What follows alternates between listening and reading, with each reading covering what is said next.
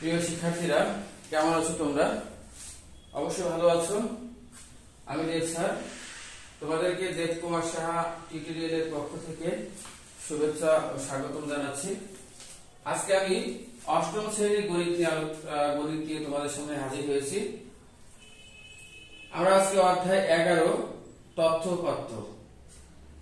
এই অধ্যায়ের আলোচ্য বিষয় অনুশীলনী প্রশ্ন 1 থেকে 8 পর্যন্ত গাণিতিক সমস্যার সমাধান, এবং আজকে এই অধ্যায়ের আমরা প্রথম ক্লাস নিয়ে আলোচনা করব। প্রিয় শিক্ষার্থীরা, তাহলে এসো আমরা শুরু করি। প্রিয় শিক্ষার্থীরা,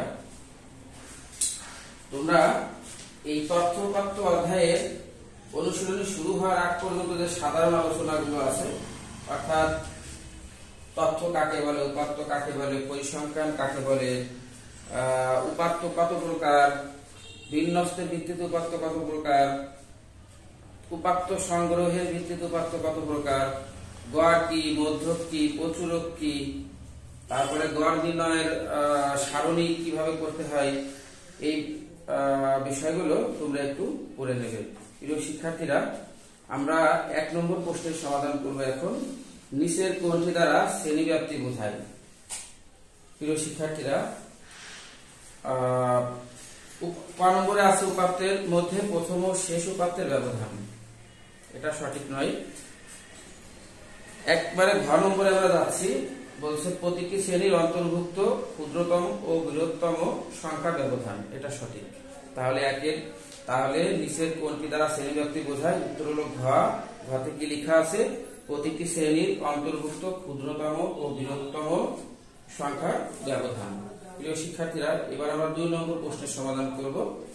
2 আছে একটি শ্রেণীতে যতগুলো উপাত্ত অন্তর্ভুক্ত হয় তার নির্দেশক নিচের কোনটি?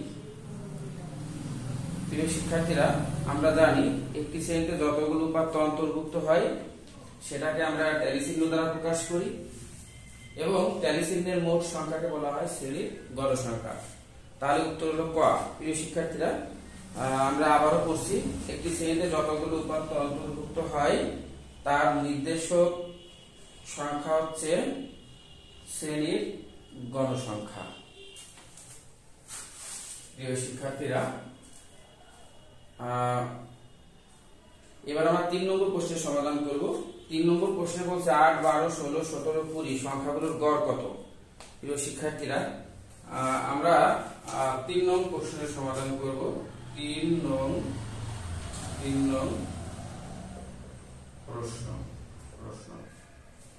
প্রিয় শিক্ষার্থীরা, 3 নম্বর প্রশ্নে আমাদের যেটা বলেছে সেটা হলো 8, 12, 16, 17, 20 সংখ্যাগুলোর গড় কত। তো আমরা একবারে লিখে ফেলাই, গড় সমান উপাত্তের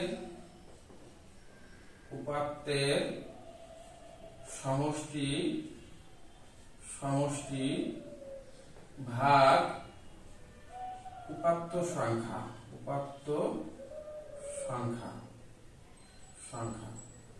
প্রিয় শিক্ষার্থীরা, মানে যে যতগুলো উপাত্ত আছে সবগুলোর যোগফল নির্ণয় করব, আর মোট কতটি উপাত্ত আছে সেই সংখ্যাটা এখানে আমরা ভাগ করব। আমাদের এখানে উপাত্ত আছে, আমরা একবার যোগ করে ফেলাই, মুখে মুখেই করি, কিন্তু তোমরা এখানে লিখে দিবে 8 যোগ 12 এইভাবে। 8 আর 12 20, আর 16 36, আর 17 53 আর 20 73। প্রিয় শিক্ষার্থীরা, এখানে আমাদের মোট যোগ করলে 73 হচ্ছে, এবং এটাকে আমরা কত দিয়ে ভাগ করব? 1 2 3 4 5। ঠিক আছে, তাহলে আমরা ভাগ করে ফেলাই। তাহলে আমরা পেলাম 14.6। ঠিক আছে, তাহলে তোমাদের 3 এর উত্তর হলো 14.6। এখানে আমরা সব যোগ করে যদি বসাই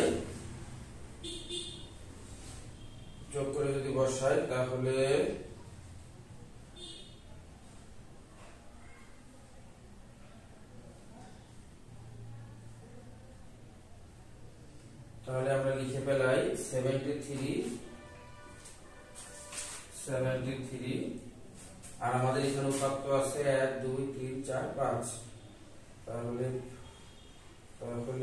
73 আর 5 তাহলে 14.6 তাহলে আমরা পেলাম 14.6। প্রিয় শিক্ষার্থীরা আমাদের 3-এর ঘ নম্বর হচ্ছে উত্তর। প্রিয় শিক্ষার্থীরা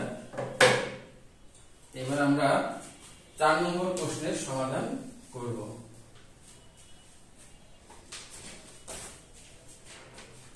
4 নম্বর প্রশ্নে বলছে সংখ্যাগুলোর মধ্যক কত। প্রিয় শিক্ষার্থীরা আমরা আমাদের গড় মধ্যক প্রচুরক যাই নির্ণয় করি, আমাদের প্রথম কাজ হলো উপাত্তগুলোকে একটা ঊর্ধ্বক্রমে সাজানো।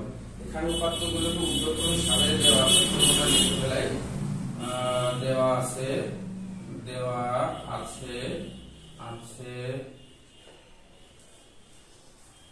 উপাত্তগুলো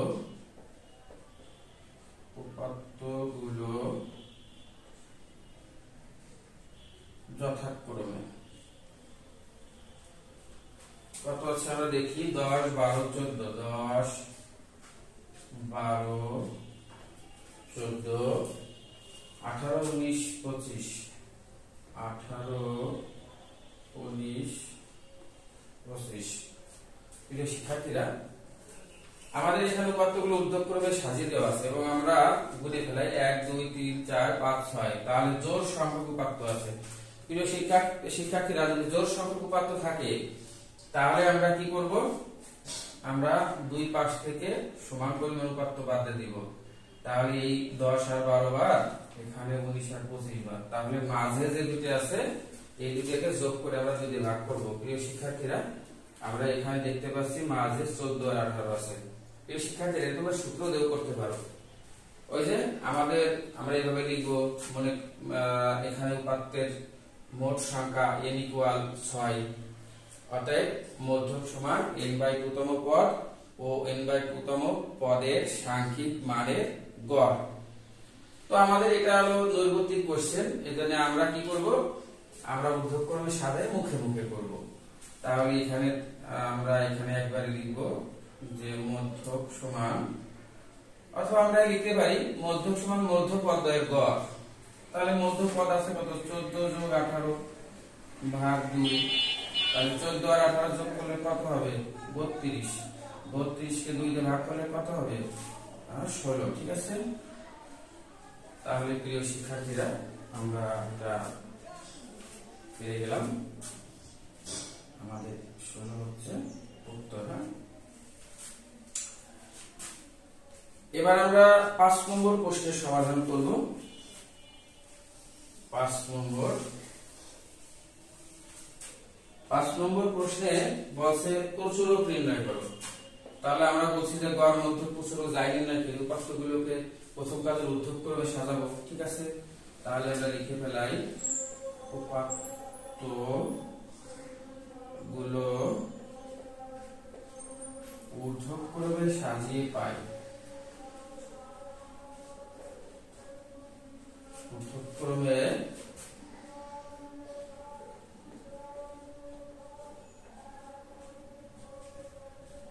সাজিয়ে পাই। ঠিক আছে, তাহলে এখানে আমরা দেখতে পাচ্ছি মোট কতগুলো উপাত্ত আছে, 1 2 3 6 আর 3 9। আমরা দেখতে পাচ্ছি প্রথমে আছে 6 সবচেয়ে ছোট, তাহলে 6 এবং 6 একবারই আছে।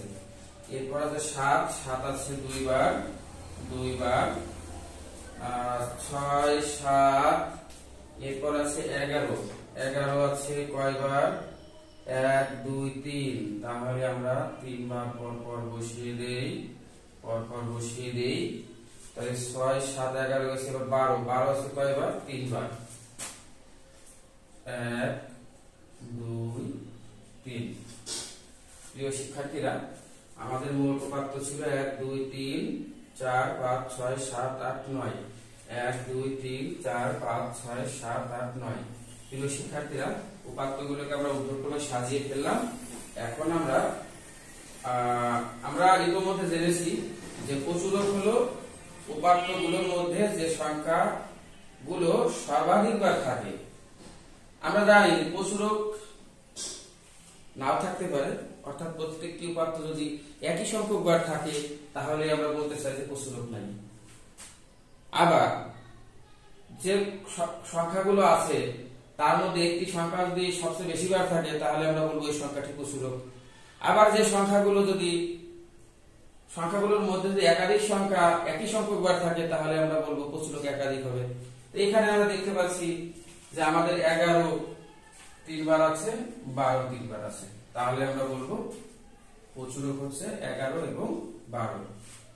তাহলে এখানে প্রচুরক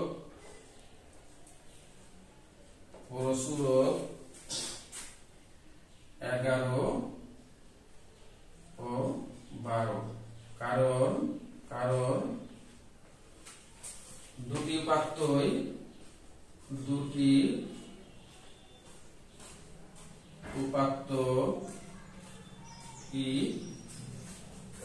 সর্বাধিক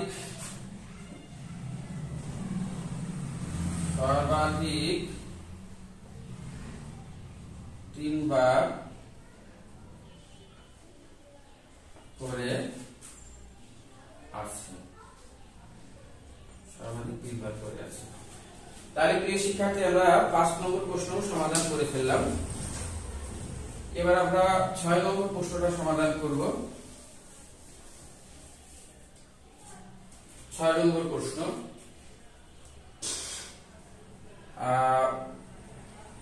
6 থেকে 8 পর্যন্ত আমাদের এই চার্টের আলোকে করতে হবে। আমরা একটা গণসংখ্যা নিবেশন সারণী দেখতে পাচ্ছি। আমাদের 6 নম্বর প্রশ্ন বলছে উপাত্তগুলোর শ্রেণী ব্যাপ্তি কত। প্রিয় শিক্ষার্থীরা, শ্রেণী ব্যাপ্তি বের করতে হলে আমরা মুখে করতে পারি। যেমন আমরা যে কোনো একটা শ্রেণী নেই, আমরা এই দ্বিতীয় শ্রেণী নিলাম, 56 থেকে 70 পর্যন্ত গুণব, দেখি কত হয়। 56, 57, 58, 59, 60, 61, 62, 63, 64, 65, 66, 67, 68, 69, 70। তাহলে প্রিয় শিক্ষার্থীরা, মোট 3 আগুন, 3 4 12 আর একটা 3টা, তাহলে 12 3 15। তাহলে আমরা একবারে, যেটা দূরবর্তী কোশ্চেন, তাহলে আমরা একবারেই বলতে পারি যে শ্রেণী ব্যাপ্তি 15। উপাত্তগুলোর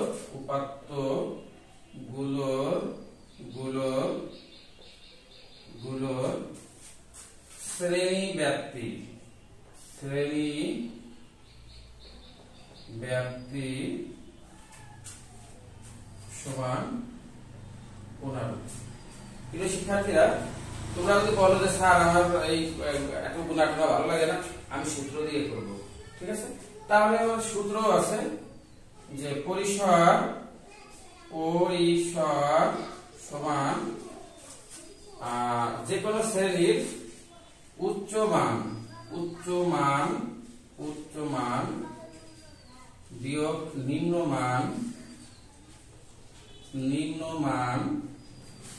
মান যোগ 1। প্রিয় শিক্ষার্থীরা, আমরা একটু খেয়াল করি, এখানে আমাদের উচ্চ মান কত?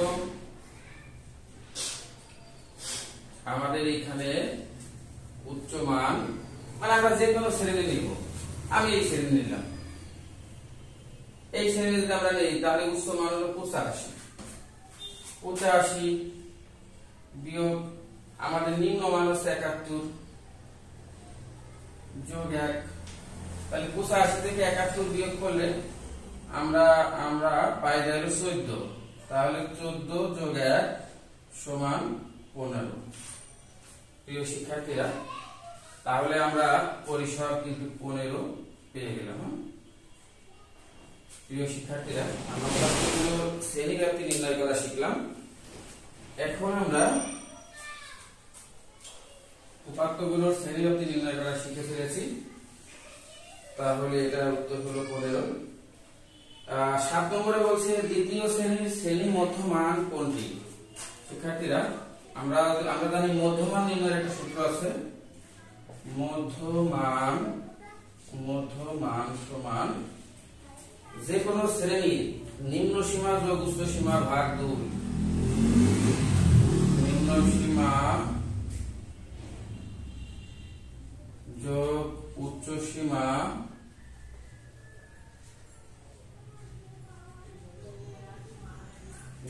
সীমা যোগ উচ্চ সীমা ভাগ 2। প্রিয় শিক্ষার্থীরা এখানে বলছে দ্বিতীয় শ্রেণী, তাহলে দ্বিতীয় শ্রেণী আমরা কোনটা দেখি? প্রথম শ্রেণী দ্বিতীয় শ্রেণী, অর্থাৎ 56 যোগ 70, 56 যোগ 70 ভাগ 2। প্রিয় শিক্ষার্থীরা এই 56 আর 70 যদি আমরা যোগ করি তাহলে হবে 126 ভাগ 2।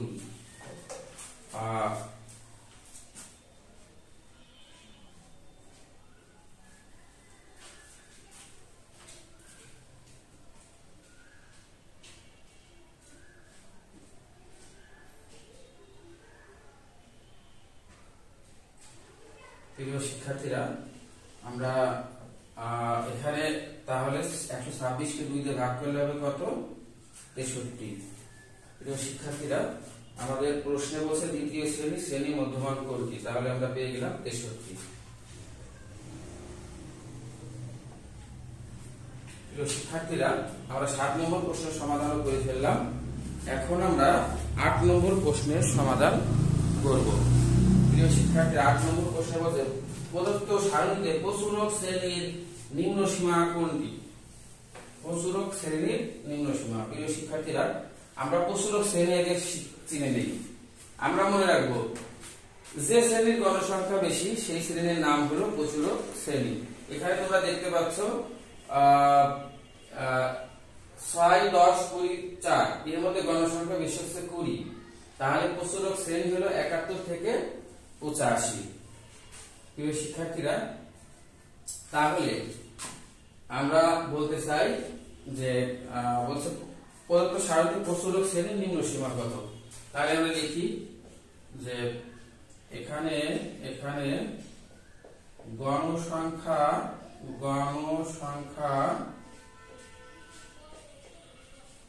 সবচেয়ে বেশি সমান 20। অতএব প্রচুরক শ্রেণী সমান 71 থেকে 85। প্রিয় শিক্ষার্থীরা আমরা এখানে দেখতে পাচ্ছি 71 হলো নিম্ন সীমা আর 85 হচ্ছে উচ্চ সীমা, তাহলে আমরা বলতে পারি যে প্রচুরক শ্রেণীর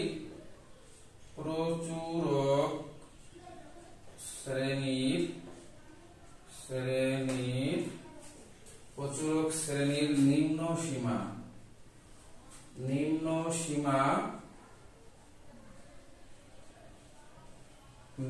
সীমা সমান 71 আর প্রচুরক শ্রেণীর উচ্চ